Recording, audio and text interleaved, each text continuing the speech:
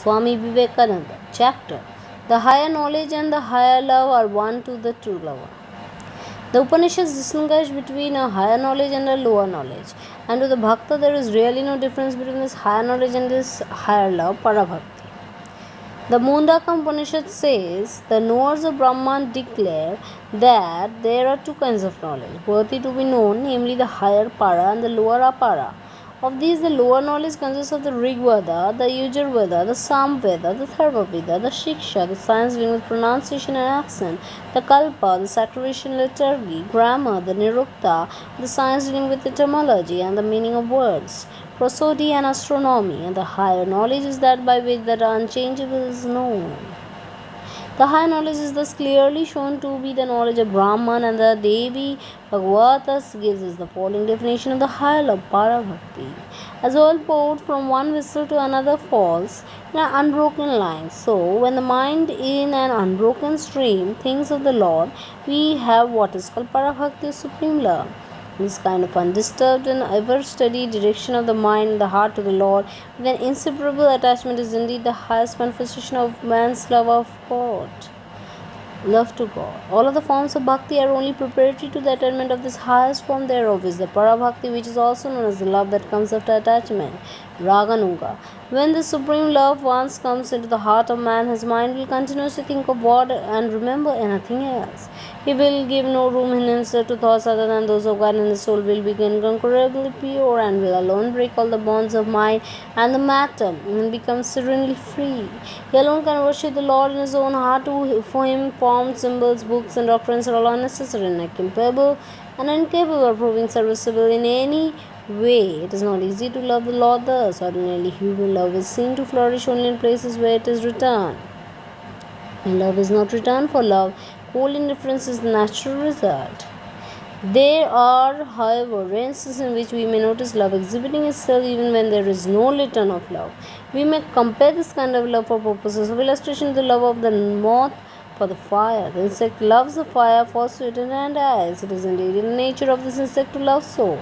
To love because it is the nature of love to love is undeniably the highest and the most unselfish manifestation of love that may be seen in the world. Such love working itself out on the plane of spirituality leads to the attainment of Parabhakti, the triangle of love. We may represent love as a triangle, each of the angles of which corresponds to one of its inseparable characteristics. There can be no triangle without all its three angles, and there can be no true love without its three following characteristics. The first angle of a triangle of love is that love knows no bargaining. Whenever there is any seeking for something in return, there can be no real love. It becomes a mere matter of shopkeeping. As long as there is in us any idea of deriving this or that favor from God in return for a respect and allegiance to Him, so long there can be no true love growing in our hearts. Those who worship God because they wish to bestow favors on them are sure not to worship Him. Those favors are not forthcoming. The Bhakta loves the Lord because He is lovable.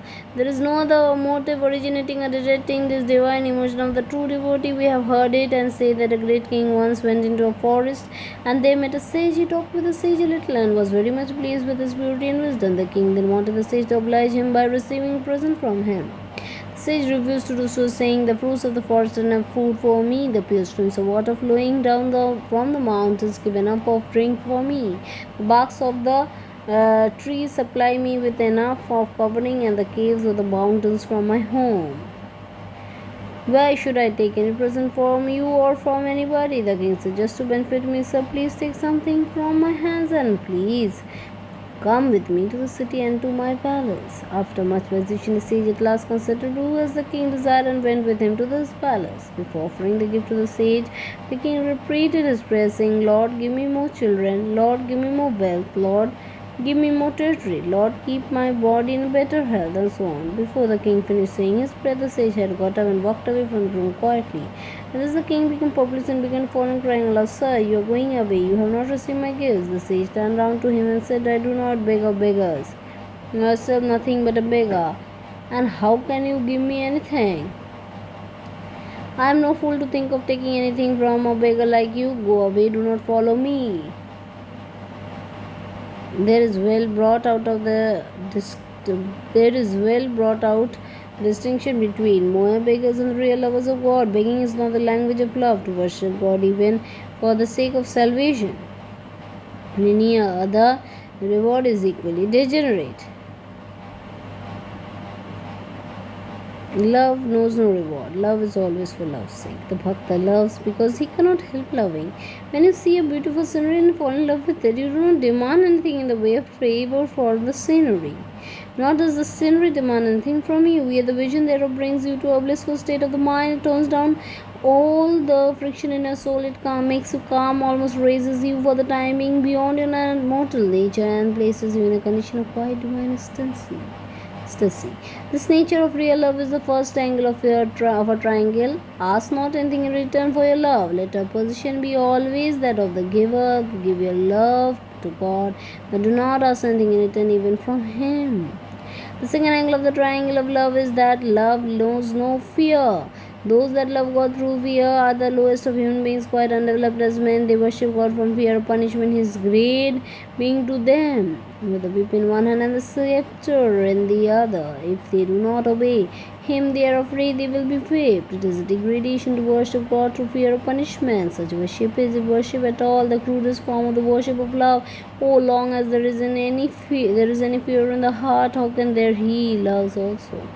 Love conquer naturally all fear. Think of a young mother in the street and dog barking at her. She is frightened and flies into the nearest house. But suppose the next day she is in the street with a child and a lion springs upon the child.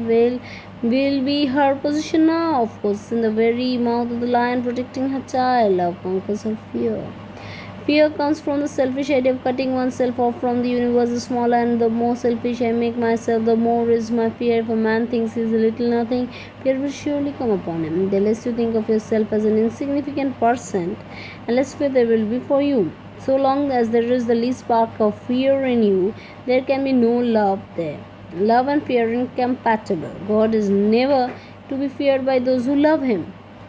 The commandment, do not take the name of the Lord thy God in vain. The true lover of God loves that. How can there be any blasphemy in the religion of love? The more you take the name of the Lord, the better for you.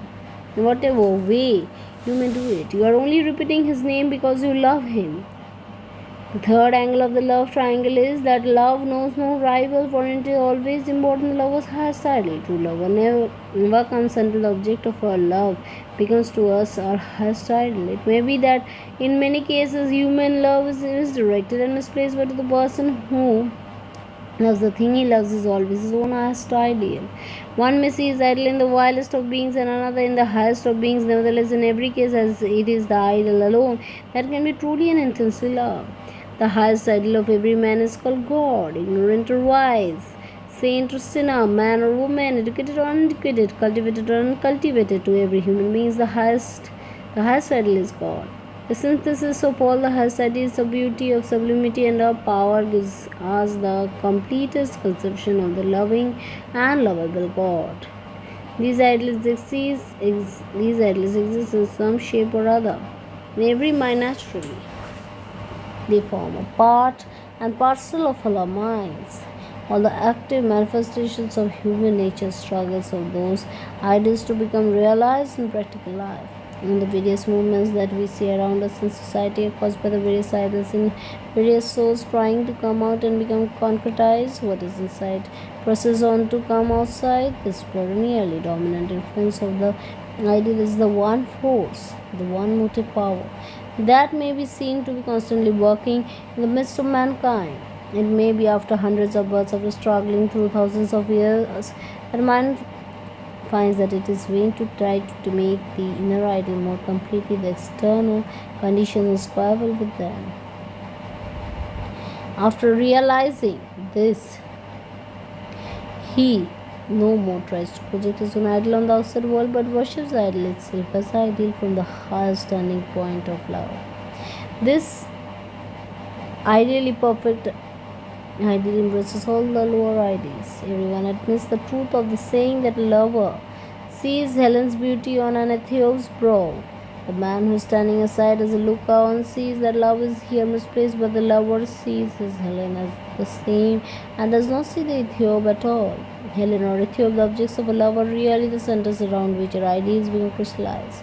What is it that the world commonly worships? Not certainly this all-embracing ideal, perfect ideal of the supreme devotee and the lover.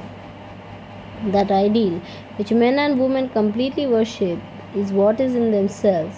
Every person projects his or her own ideal on the outside world and kneels before it. That is why we find that men who are cruel and bloodthirsty conceive of a bloodthirsty God, because they can only love their own highest ideal. That is why good men have a very high idol of God, and their ideal is indeed so very different from that of others.